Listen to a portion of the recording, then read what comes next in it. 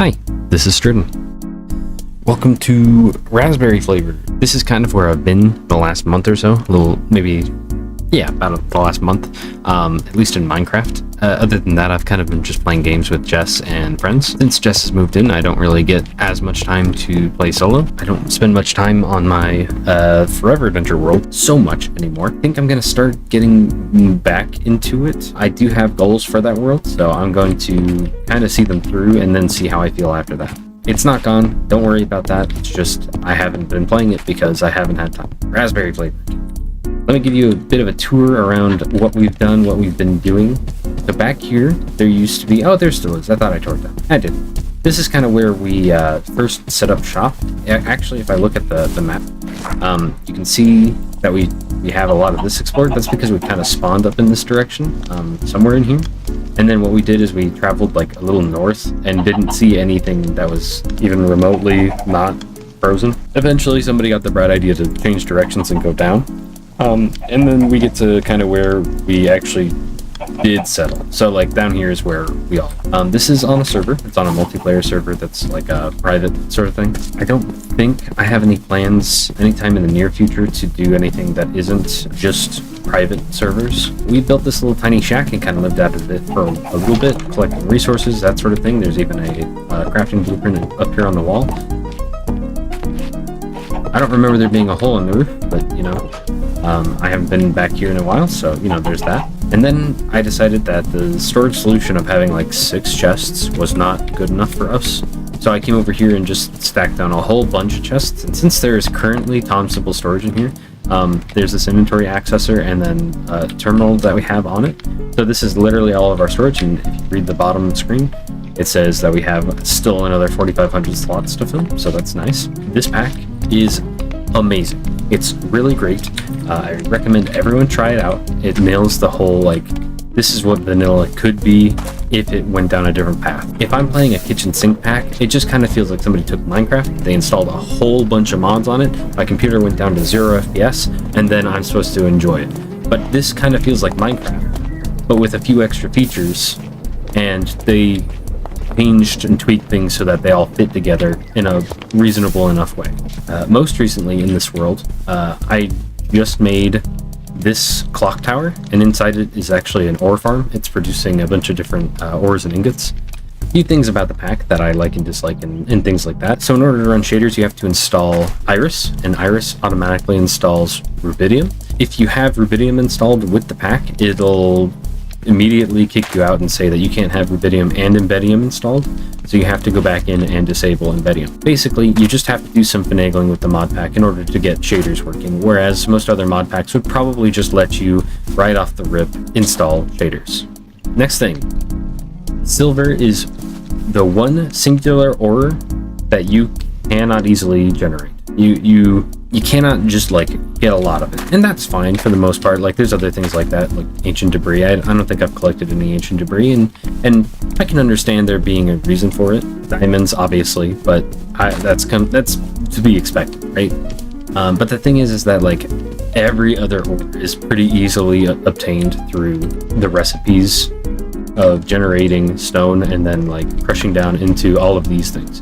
Silver is like the smallest chance one, and apparently this has been removed in the new update. Number 3, amethyst, while not being an ore, is only available through like mimes, as far as I know. The only way is to kill mimes, which are an underground mob that will copy your equipment and armor.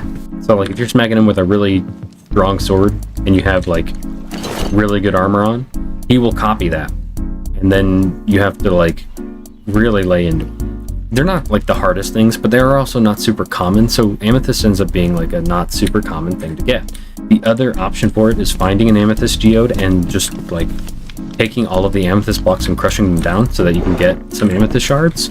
But as far as I know, they've either disabled or very heavily nerfed amethyst generation in the clusters. The last thing that I dislike is that there's no elytra and not really an alternative with an asterisk on it. The alternative is actually like these gliders, which you can use to gain height with like a campfire. Like it's a little glitchy, but if you land like on top of a campfire, it'll give you some height and then you can float around, but it's about walking speed. You can't really you're not going to be firework rocketing out into space and then like coming down at a high speed. You're kind of floating, and that's fine. The alternative also is like these balloons. If you have 3, you'll get like a slow falling effect. You'll get an extra block of jump height too. And then as soon as you add 4, you start floating up very slowly. You can add more than that. You'll start floating up a little bit faster. Once you hit the world limit, I believe that's when the balloons start breaking and then you fall to your death, or unless you catch yourself with a glider or something, you'll fall to your death. That's my dislikes. My likes, I do actually like the balloons. I think that it's a good alternative that's earlier game than Elytra. I just think that there needs to be a faster way to travel in the air. Currently, the only way to travel fast is probably trains. There's also a furnace boat. There's the dockhouse back here. I can show you the furnace boat in just a second. Here, I'll break one of these balloons. So yeah, the furnace boat is probably the fastest way to go on water. But if you're going across land, your only options are really balloons or the glider, and both of those are not the solution that Elytra is. The furnace boat is basically the fastest form of travel until you get trains. I have the potential to make trains. I didn't end up making the system for trains, and our server subscription runs out in 2 days, I want to say. 3 days, maybe. I did have plans to make a train station. That did not come to fruition because, like I said, server kind of died. And you know what? That's just kind of what happens with servers after about a month. I like the progression of the pack. I think that it's a very good vanilla feeling pack. Almost immediately make a campfire, which will give you the comfort effect, and even if your hunger is a little low, you'll be able to regain health. You can make it through your first night. I believe beds have a recipe that requires cloth, which comes from zombies, piglins, witches, various loot chests. Basically, you're not going to be sleeping through your first night. You're going to have to kill zombies. Instead of having a flint and steel, it's a flint and flint, or I think it's called a fire starter, and I've had the same one since we started the world. It's got 150 uses. It's gonna last you a while. Use that to light a campfire. You get the comfort effect. I generally carry around at least 1 campfire. I'd like to carry around more, ideally, but it doesn't matter all that much. But I do carry one around at least. They're very helpful. Stone tools are replaced by copper. If you search for it like this, oop, okay. So another thing I forgot to mention, Vexes will spawn in dark forests, and I think Allays do too. Anyway, I'm gonna put my armor on before that happens again. Anyway, yeah, if you search for the stone tools, you'll get copper stuff. It'll be copper pickaxes. So there's going to be the whole copper set is actually just stone tools, but they've been retextured and renamed to being copper materials, and you can see that they have a durability of about 350, which is higher than base stone tools. I think is 127, so it's a little over double. I really like that. You're not making stone tools initially. You're not, your first search after you get the wooden tools is to get a copper pickaxe, and then after that you're off to the races. You can last a while on copper tools, and then repairing as well. If I wanted to repair this, it would just cost 1 iron ingot. There's no levels, there's no XP, no villagers, no illagers, and I think it's a good addition. I think that we rely too heavily on the overpoweredness of mending and things like that. I think that it's not necessary. We don't need to have forever powerful tools. I think that the way they do it is very good. If we search for pickaxes, all of these have different abilities and different stats. The durability has been buffed for all of these. A netherite pickaxe lasts for 8,000 instead of, I believe it's 2,500. Then there's also the forge, which you can use to make tablets. These are kind of like enchantments. And you have to make them using blank tablets, which are just amulets. There's all kinds of enchantments, right? And they have specific uses on specific tools. So this tablet is good for both crossbows and chest plates. This one is good for armor as well as pets. It's a very cool system. I'm a big fan of that. I don't think it's for every single pack, but I think that this packet fits really, really well. Another thing that I really, really like. Information is kind of limited to the player. If the game doesn't want you to see what's on the F3 screen, neither do I. But use the game mechanics that are provided to you. The way that this works is an atlas will provide you a mini map, and it also lets you, as long as you put empty maps into it, it will map out the world as you walk through it, so you don't just get like a world map. A clock will tell you what time it is. You can see in the top right, there it is, and I'll just throw that away, and look at that, it went away. Cool. A clock does that. A compass tells you your X and Z, and a depth gauge will tell you your Y coordinate. It's all like, it makes sense, right? Like if you want to know what time it is, you make a clock. It actually adds a use for these. Some tools, like the super glue and base create, has been retextured to be a brush, and the way that you make it is with a brush plus slime ball to make a glue brush, right? And it only has 100 uses. That's okay. It's also repairable using a slime ball. Like it adds the brush that comes in newer updates of the game, and it it keeps the same recipe, but it also lets you use it for making like a waxing brush or a glue brush. Feathers from chickens, string from sheep, animals can be brushed, and it's cool, it's interesting. As I'm sure you've noticed, create is present. It's not the main focus of the pack. You'll see some packs that say like this is a create focused pack, and like your main thing is going to be create. This whole workshop is like kind of the space that I'm trying to designate as create stuff. And then I have like a wood shack over here. This is supposed to be for just getting us planks and logs and stuff. So I do have like a couple of saws to maximize the amount of wood we're getting out of that. And then we also have like a little thing here to grow trees. And then this is for stripping jungle into latex, which I'm going to cover in a minute. And then this over here, of course, is just a lava storage. Technically, this is also create, but I just needed more storage than like 3 cauldrons of lava. Other than that, I don't have much else create. This is all mostly vanilla. This is a vanilla moss farm over here that I have. All it does is push pistons, like it's just vanilla pistons that are pushing out the moss here, and then trapdoors to water them into a canal that goes up into this chest.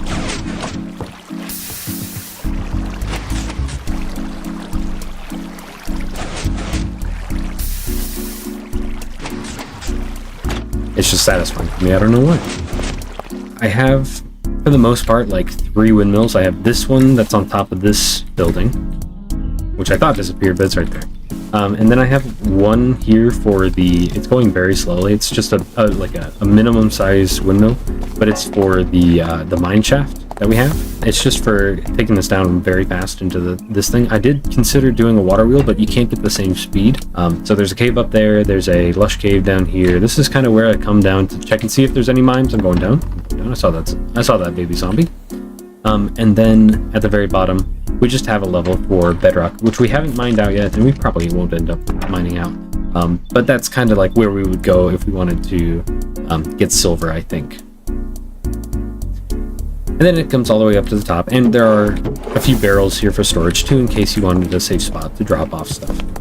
So yeah, there's this windmill, that windmill, and then the one up there on top of this clock tower. That's for powering the clocks as well as the processing for the metals. It's just interesting stuff. This is just a vanilla bee farm made by Jess. It's very beautiful. A lot of the create stuff uses less stress units. So if I pull out my goggles and look at these crafters, each one of them is using 32 SU, and it's at a moderate speed. It's an okay speed. Normally these would be using like 128 or 64 each, like just base speed. I'm really happy that they made this. Well, first of all, it's an andesite machine. Like you can tell that it's not got any brass on its texture. That's because they changed it to be an andesite like craft. Like all you need is andesite alloys instead, or yeah, andesite alloy, which they've renamed to sturdy because there's no iron available and it uses sturdy stone. There's no andesite either. I'm not going to get into every nuance of the mod pack. Go discover it. It's a very good pack. Anyway, like a whole bunch of stuff has just been like nerfed so that it doesn't use as much stress units. Like fans. I think in the newer update though, they did maybe either revert this or they just increased it so that it uses more. But either way, most of this stuff doesn't use a whole lot of stress units. The end is nowhere to be found. There's no end in this mod pack. There's like no official like end. There is a There's exokins, which, if I look, that's basically Enderman, right? There's all kinds of stuff. There's exomites, exokins. They've renamed everything that's endermite or enderman or anything like that. Anything that is end related to exo. If you're not going to have an end, but you still want to keep everything that is from the end in the game, then you can rename it to something that doesn't include the end. You basically just aren't mentioning that the game has an end, right? Because it doesn't. It's a sandbox game. You make your own fun. On top of that, like, you might say, well, how do you get, like, shulker boxes? Well, they've been renamed to terrabins. See? Soul beads, turtle scoots. I made this turtle farm right here. And all you do is you breed up a few turtles. 1, 2, 3, 4. Somehow a fifth one actually lived. That's crazy. I mean, didn't turn into turtle scoots, question mark.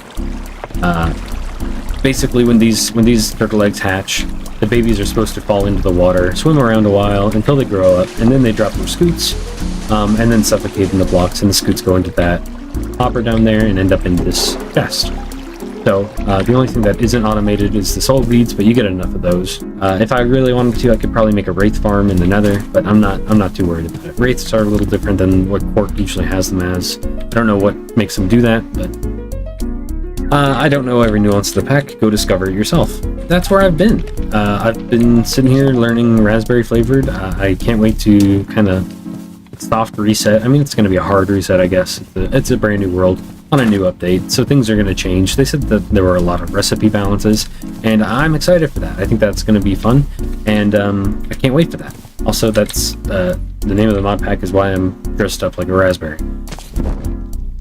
This up here, and I will go inside this. Here is the this creeper balloon that I built. I have to check on it and make sure that it still works. I was having an issue where spiders were able to spawn on top of where the snow golems were. So here we go, up inside. See, it's just basically a creeper farm. And it looks like all the snowmen are still there. And creepers are interesting because you can get these creeper spores from them, but only if you kill them with an explosion. So what I've been doing is I have gotten a dispenser here. It's got TNT in it, and by the way, TNT, the recipe has been buffed. You get 8 TNT per recipe. You press this button, it blows up a whole bunch of creepers, and the drops end up in here. Oh, I forgot to show you guys the outside. So while I'm falling here, ta-da! Look at that. Very cool. And then we have the clock tower, which I keep hyping up. There's a clock face on each side. It's just a clockwork bearing, and then I glued it all up. And then down here on the first level, we have the collection of metals and various other byproducts. We have copper patina blocks in here, we have copper here, iron, cinnabar, gold, nether quartz, no, lead is here, zinc, this one is zinc. Zinc would go here, but I don't have the chest for it because I wanted to do a willow chest for that, and then a prismarine chest for silver.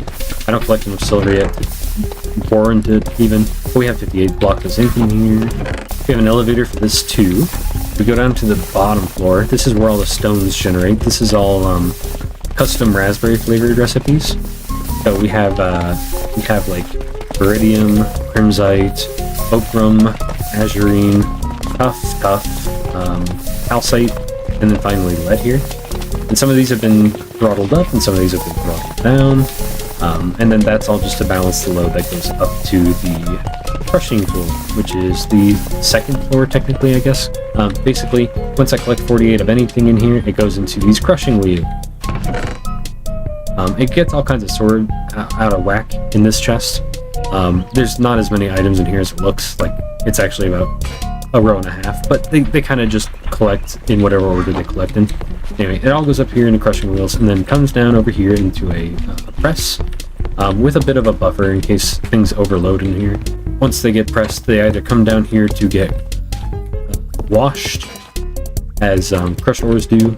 The things that get pressed either end up going to storage or they get put back into the crushing system. Once those get crafted up, they go back into this box and then go dropped down into the storage at the bottom. But we have a whole bunch of storage for other things too. We got 44 blocks of iron, a bunch of copper, a bunch of gold, a bunch of lead. It's pretty fast. It's pretty nice. A couple of top floors. There's the third floor, which is the clock. So this is all the clock faces. They get connected up. Youch! It doesn't matter all them. they're behind those walls. And then we have the windmill up there and the power monitor. This whole system is like 4,000 SU. My plan is to add about 6 more crushing wheels. So 1, 2, 3. 1, 2, 3. I missed one actually. I needed 1 more. 3. That's okay. Not all that much a problem, being as we're going to be starting a new world soon anyway. That kind of wraps up my review of Raspberry Flavored. It's a very good mod pack. I can't wait to play it on another version, another server. I don't know if I'm going to cover it at all. I don't know if I'm going to cover like what I've been doing and what I will be doing. It's been very fun playing on this server, and I can't wait to continue playing Minecraft. And I swear, I am starting to play Forever Adventure in the background on my own world. It's just that this week there's like a lot of busy stuff going on. I'm getting my wisdom teeth out. This video and the next one and maybe the one after it are pretty pre-recorded, so I can't cover like a lot of stuff that I normally would. But for now, and until I see you again, thank you all so much for watching. This has been Sturdy, and I will see you in the next video. Goodbye everyone, goodbye.